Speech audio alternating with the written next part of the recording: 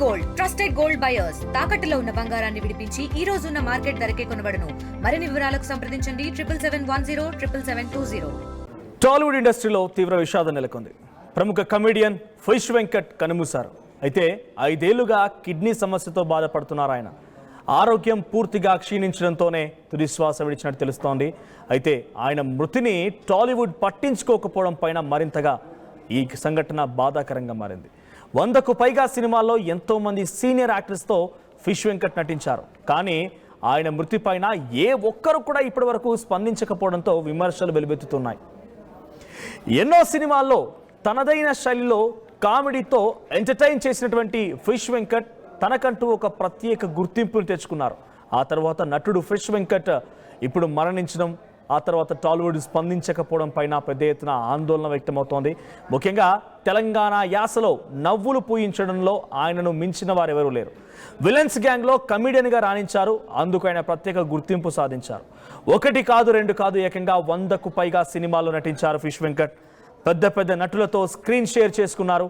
Venkatesh, Balakrishna, Pawan Kalyan, Nagarjuna, Raviteja, junior NTR, Allu Arjun, Ram Charan, Nitin వంటి 2 generations యాక్టర్స్తో కూడా ఆయన అద్భుతంగా ఆయా పాత్రలో పరకాయ ప్రవేశం చేసి ఆ హీరోస్తో సరసన నటించేటువంటి ప్రయత్నం ఆయన చేస్తూ ఉండేవారు. కీలక పాత్రలు పోషించారు. అయితే ఫిష్ వెంకట్ అసలు పేరు ముంగిలంపల్లి వెంకటేష్గా తెలుస్తోంది. సో పుట్టుకతోనే నిరుపేద అయిన ఫిష్ వెంకట్ పెద్దగా చదువుకోలేదు కూడా. చిన్నప్పటి నుంచి ముషీరాబాద్ మార్కెట్లో చేపలమ్మి తల్లిదండ్రులకు అండగా ఉండేవారు. దీంతో తన వ్యాపారమే తన ఇంటి పేరుగా మారిపోయింది.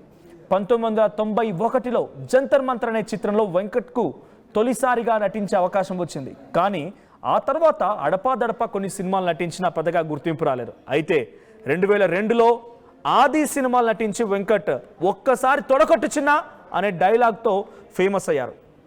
దీంతో అప్పటి నుంచి తెలుగు ఇండస్ట్రీలో ఆయన పేరు మారుమోగిపోయింది. ఈ డైలాగ్ కూడా చాలా ఫేమస్ అయింది. మీ అందరూ వినే ఉంటారుగా, ఒక్కసారి తొడకొట్టు చిన్న అనేటువంటి డైలాగ్ని. సో ఫిష్ వెంకట్ని చూడగానే మీకు వినిపించే డైలాగ్ ఏంటి, మీకు గుర్తొచ్చే డైలాగ్ ఏంటి ఒకసారి కామెంట్ కూడా చేయండి. సో ఆ తర్వాత వెంకట్ వివి వినాయక్ డైరెక్షన్లో చాలా సినిమాలు నటించారు. Aadi, Dil, Chennakesava Reddy, Lakshmi, Subrahmanyam for sale, Bunny, Nayak, Adhurs, Anjaneyulu, Mirapakay, Daruvu, Attarintiki Daredi, DJ Tillu recent trend. So జనరేషన్సే ఒక రకంగా 2 జనరేషన్ల యాక్టర్స్తో నటించడమే కాకుండా పాత కొత్త అన్ని విలనిజం అయినా కామెడీ అయినా ఏదైనా కూడా తన వంతు పాత్రని చాలా పర్ఫెక్ట్గా సినిమాలో ప్లే చేసేవారు. ఇలా 100కు పైగా సినిమాల్లో హాస్య నటుడిగా, క్యారెక్టర్ ఆర్టిస్ట్గా, విలన్గా సినీ ప్రియులను అలరించారు.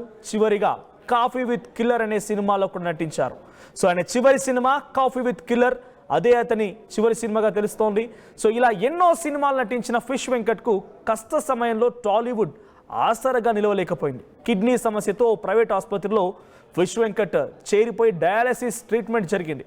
అయితే కిడ్నీల మార్పిడి ఆపరేషన్ చేయాల్సి ఉండగా అందుకు కావాల్సిన ఖర్చు కోసం వెంకట్ కుటుంబ సభ్యులు దాతల సాయం కోరారు.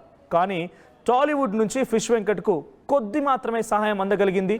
కేవలం గబ్బర్ సింగ్ గ్యాంగ్, హీరో విశ్వక్సేన్ వంటి పలువురు తమ వంతు ఆర్థిక సాయం మాత్రమే చేశారు. AP deputy CM Pawan Kalyan 2 లక్షల వరకు సహాయం అందించినట్టు తెలుస్తోంది.